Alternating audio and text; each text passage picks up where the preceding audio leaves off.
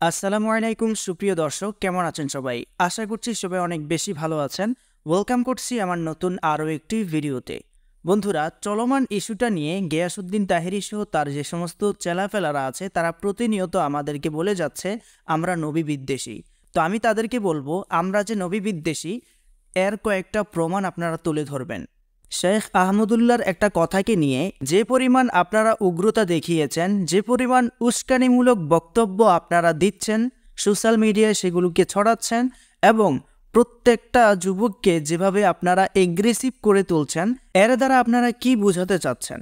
বাংলাদেশের মধ্যে একটা উচ্ছৃঙ্খল অশান্তিকর পরিস্থিতি তৈরি করতে চাচ্ছেন? আপনারা কি চাচ্ছেন এখন কওমিদের সাথে যুদ্ধ করতে?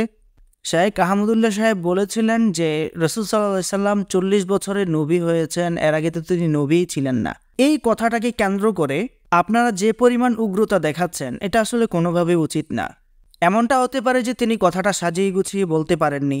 আপনারা যে বারবার আমাদেরকে নবী বিদ্বেষী বা কওমিদেরকে নবী বিদ্বেষী হিসেবে গালি দিচ্ছেন, আমরা যে নবী বিদ্বেষী এর কয়েকটা প্রমাণ আপনারা তুলে ধরবেন। আপনারা যদি চান আপনাদেরকে নবী বিদ্বেষী প্রমাণ করতে, তাহলে আমরা হাজার হাজার প্রমাণ দিতে পারবো। আপনারা তো আসলে রাসূল সাল্লাল্লাহু আলাইহি সাল্লামকে ভালোবাসেন না। আপনাদের ভালোবাসার কেন্দ্রবিন্দু হচ্ছে আপনাদের বাবা, আপনাদের মাজার। সেখানে আপনারা পূজা করছেন, মানুষদেরকে আপনারা সেদিকে ডাকছেন, ইসলাম ধর্মের লেবাসটাকে ঠিক রেখে মানুষকে পূজা শিখাচ্ছেন।